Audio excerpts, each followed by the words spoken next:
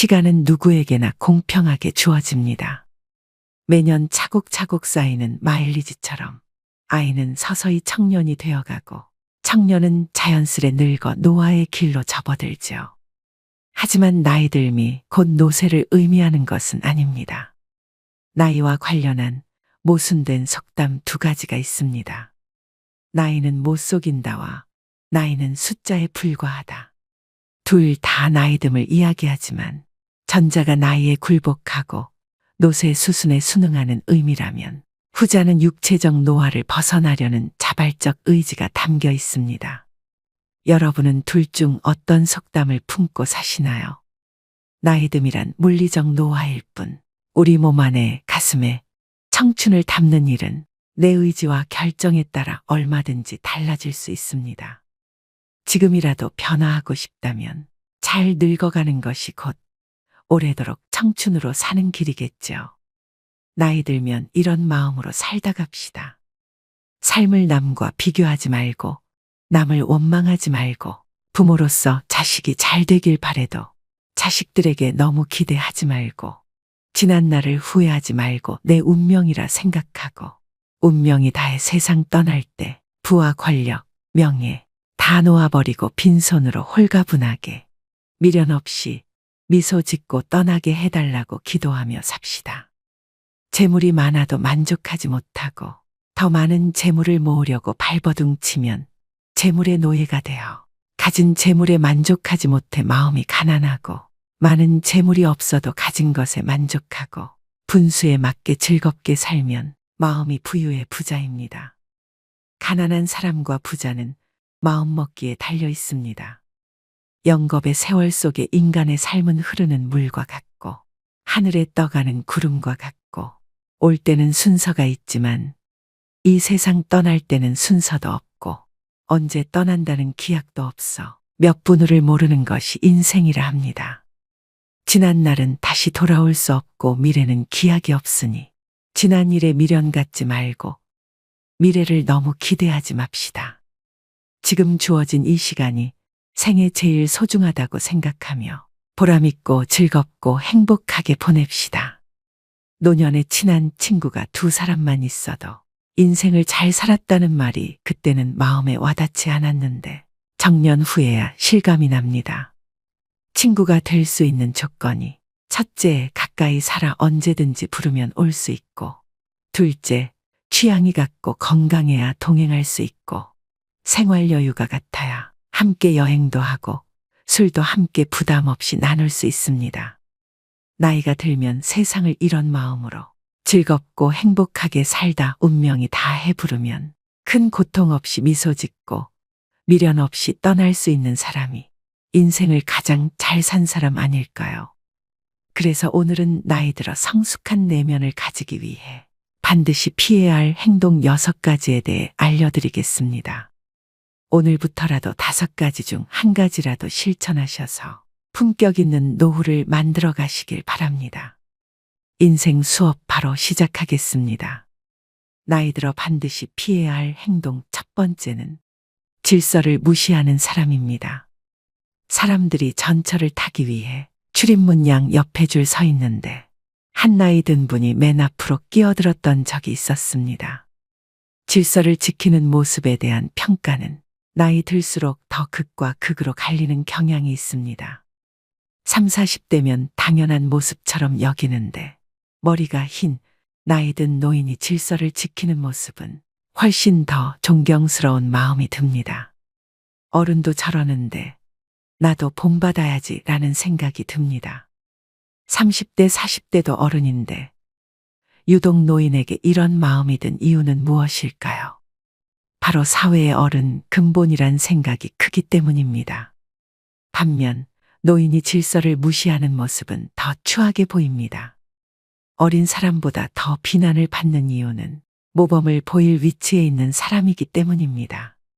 오래전 줄을 서자 차선을 지키자라는 캠페인이 벌어진 적이 있습니다.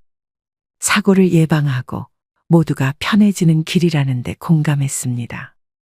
새치기하고 무단횡단하는 것은 정말 부끄러운 모습입니다.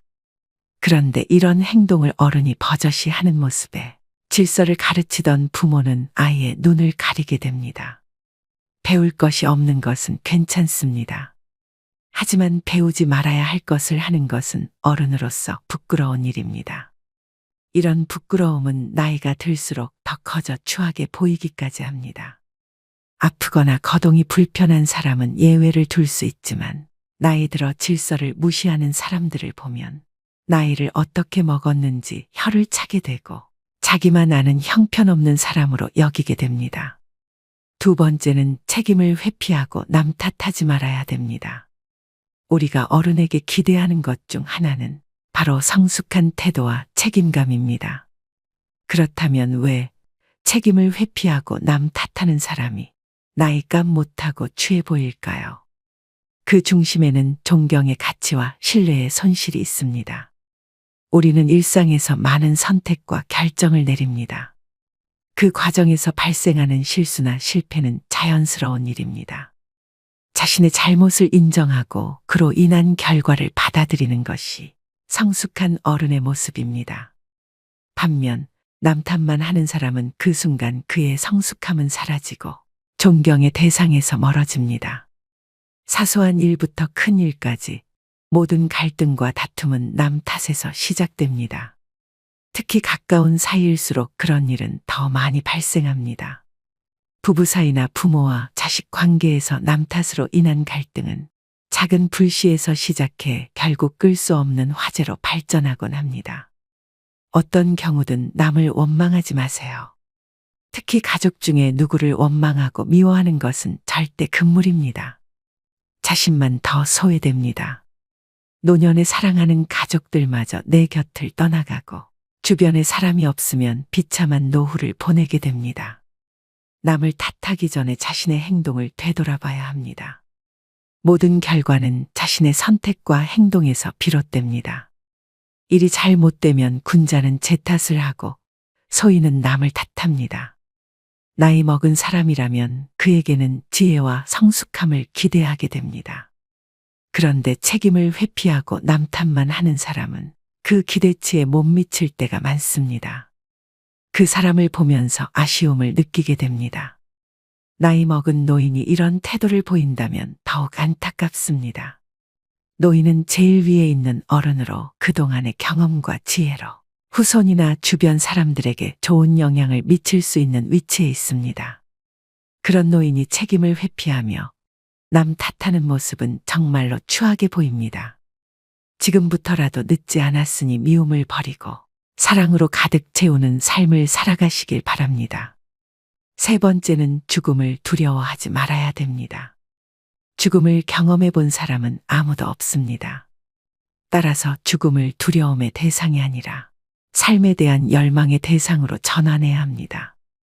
우리의 인생은 죽음이 아니라 삶으로 파고들 때 그 진가를 발휘합니다.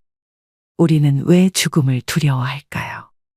죽음을 마주할 때 희망을 품어야 될까요? 아니면 체념해야 할까요? 죽음이라는 사건을 아예 잊고 살아갈 수만은 없습니다. 우리는 가족이나 친구들의 예상치 못한 사고 또는 질병으로 인한 죽음을 목격하곤 합니다. 가까운 사람의 죽음은 크나큰 슬픔을 안겨줍니다. 죽음이 슬픈 이유는 무엇일까요? 죽음이 아무런 예고도 없이 한순간에 찾아오기 때문일 것입니다. 사랑하는 사람을 잃을 때의 슬픔은 우리를 끔찍한 패닉 상태에 빠뜨립니다. 다시는 사랑하는 사람을 만나지 못할 거라는 절망에 휩싸입니다. 죽음은 서로 행복했던 추억들을 송두리째 빼앗아 버리고 영원히 함께하자고 맹세했던 약속을 산산이 깨뜨려 버립니다. 우리가 죽음을 두려워하는 까닭도 이번 삶에서 누렸던 모든 것을 빼앗아 가버리기 때문입니다. 죽음은 삶의 끝을 의미합니다. 죽음이란 이번 삶이 우리에게 선사했던 모든 것을 한순간에 박탈해버립니다. 그렇다면 우리는 죽음에 대해 어떠한 태도를 가져야 할까요? 장자는 그의 아내가 죽자 두 다리를 뻗고 앉아서 질그릇을 두들기며 노래를 불렀습니다. 문상을 왔던 해자가 그 광경을 보고 아내가 죽었는데 곡을 하지 않고 노래를 하다니 이거 너무 심하지 않느냐고 질책을 했습니다. 장자는 왜 이러한 행동을 한 것일까요? 장자도 아내가 죽었을 때 처음에는 슬퍼서 목 놓아 통곡했다고 고백합니다. 하지만 곧 장자는 사계절이 되풀이해서 흘러가는 것과 마찬가지로 죽음은 소멸이 아니라 변화의 과정이라는 하늘의 운명을 깨달았습니다. 태어나기 전 인간에게 삶이란 없었습니다. 우연히 기가 형성되고 인간으로 태어나면서 삶이 시작된 것입니다. 죽음이란 이제 다시 변화의 과정을 통해 태어나기 전으로 돌아가는 것입니다. 우리에게는 가족의 죽음이든 자신의 죽음이든 운명으로 받아들이는 태도가 필요합니다. 인간이 죽는다면 그저 태어나기 전으로 돌아갈 뿐입니다. 죽음 이후를 막연히 두려워할 필요가 없습니다. 네 번째는 허풍을 심하게 떨거나 자랑을 너무 많이 하는 것입니다. 나이 들어서까지 입만 열면 잘난 척과 허풍을 떠는 사람이 있습니다. 제 주변 친구 중 한 명은 그렇게 자식 자랑을 합니다. 살면서 하지 말아야 할 자랑 3가지를 꼽자면 배우자 자랑, 자식 자랑, 돈 자랑이라고 합니다. 이 가운데서도 특히 아무리 친한 친구 사이라도 하지 말아야 할 자랑이 있는데 그것이 바로 자식 자랑입니다. 사람들 가운데는 자식들 일로 인해 자랑을 할 것이 많은 사람도 있지만 그렇지 않은 사람도 있지요. 특히 자식 때문에 속을 썩이고 있거나 고민이 많은 사람이 있습니다. 이런 사람 앞에서 자식 자랑을 하는 것은 아픈 사람 앞에서 자신의 건강을 자랑하는 것과 같습니다. 그 말을 듣는 사람의 입장에서는 겉으로 드러내지는 않아도 그 자체로 스트레스이고 고통이 됩니다. 나이가 들수록 축하보다도 자랑을 많이 하는 친구들이 있는데 이런 습관은 오랜 친구마저도 멀어지게 합니다. 이처럼 사회에서 잘난 척과 허풍이 심한 사람을 만나게 되면 그때마다 느끼는 게 있습니다. 자랑하는 사람일수록 자세히 들여다보면 내세울 것이 별로 없다는 사실입니다. 자신은 스스로 자기 자랑을 열심히 하고 있지만 그래서 들여다보면 빛 좋은 개살구이거나 그 주변에는 별로 성과라고 할 만한 것이 없는 사람이 대부분이었습니다. 왜 그럴까요? 자랑을 수시로 하는 사람은 겉으로 자신이 대단한 사람이라는 것을 적극적으로 알리지 않으면 부족한 사람이라는 것이 저절로 드러나기 때문이다. 자신에게 부족한 점이 많다는 것을 감추기 위해 끊임없이 주변 사람에게 자기를 드러내는 것입니다. 주변 사람에게 어떻게든 인정을 받아야 부족한 것을 감출 수 있을 것 같은 의식의 생각입니다. 그런 사람들의 의식에는 역설적으로 별로 이룬 것이 없는 사실에 대한 불안과 걱정이 깔려 있습니다. 반면 무엇인가를 이룬 사람은 그것을 굳이 자랑하려 하지 않습니다. 아니, 자랑할 필요가 없습니다. 자랑하지 않아도 그들이 갖춘 것은 저절로 드러나기 때문입니다. 경제적으로나 정신적으로나 부유하든 그렇지 않든 과시를 주목적으로 하는 사람일수록 자랑하는 것만큼 실제로는 보잘것없을 가능성이 큽니다. 실제로 내가 갖고 있는 것과 이룬 것과 별개로 과시를 목적으로 하는 사람일수록 스스로 자신이 부족한 사람이라는 사실을 계속 강조하는 것이겠죠. 사람들과의 관계에서 항상 겸손하고 베풀 줄 아는 것. 겸손과 베푸는 삶을 실천할수록 실제로 부자 마인드에 가까워지는 법입니다. 그렇게 아름답게 늙는 것입니다. 그것이 진짜 부자들의 자세이기 때문입니다. 5번째는 내적 성장을 최우선으로 해야 됩니다. 돈이나 권력과 같은 언제고 사라질 수 있는 그림자를 삶의 절대적 가치라고 믿고 살아간다면 실제로 그것들이 사라졌을 때 크나큰 상실감에 휩싸일 수밖에 없습니다. 반면에 내적 성장은 사라지지 않습니다. 내가 깨달은 참된 지혜는 누구도 훔쳐갈 수 없습니다. 질문하지 않는 삶은 무의미합니다. 우리는 어렸을 적 경이로움에 가득 찬 눈동자로 세상을 바라봤습니다.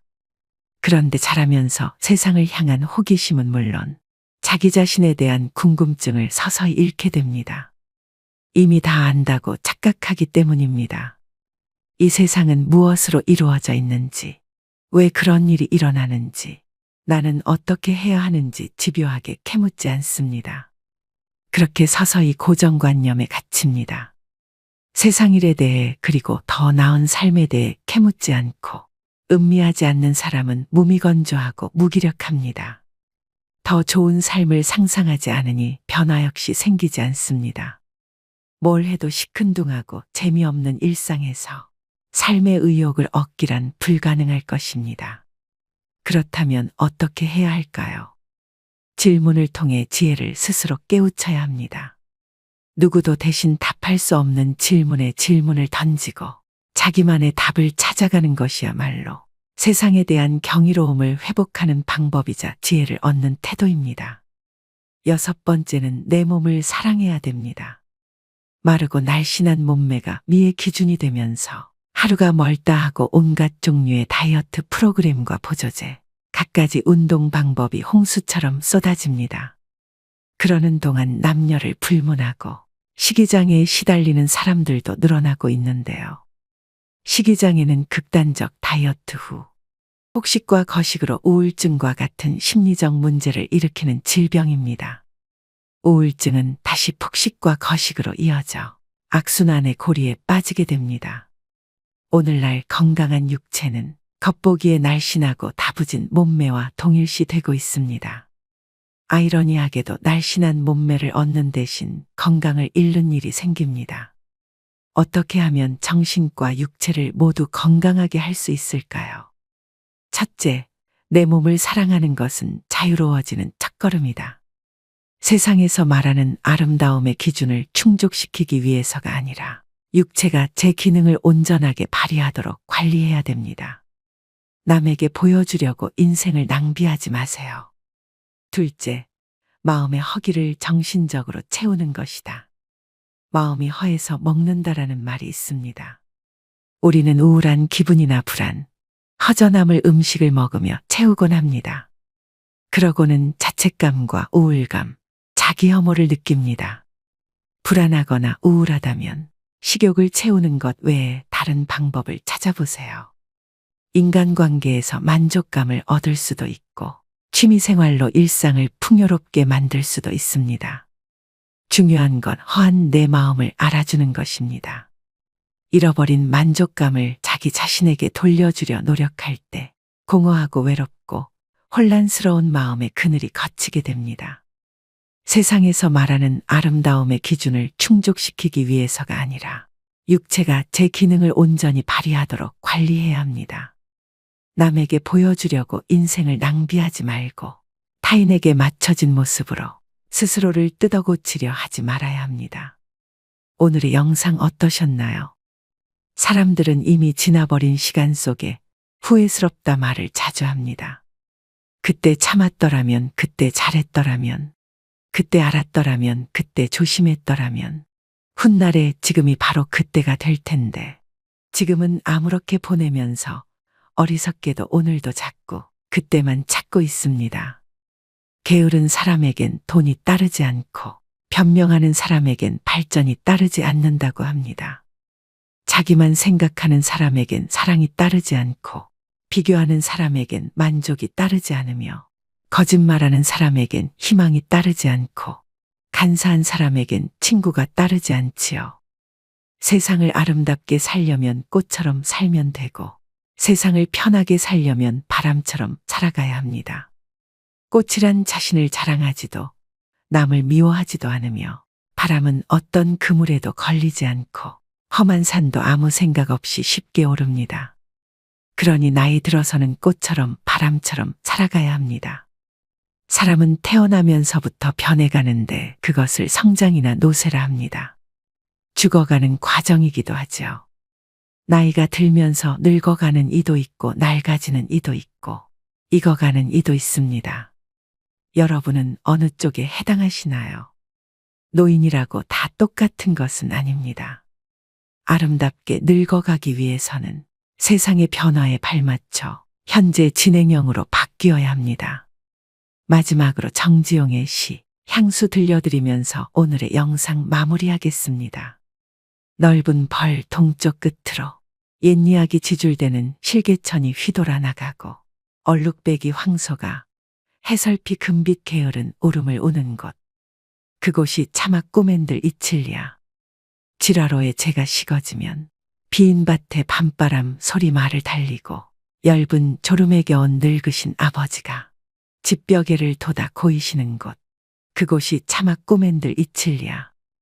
흙에서 자란 내 마음, 파란 하늘 빛이 그리워 함부로 쏜 화살을 찾으려 풀섭 이슬의 함처럼 휘적시던 곳. 그곳이 차마 꼬맨들 이칠리야.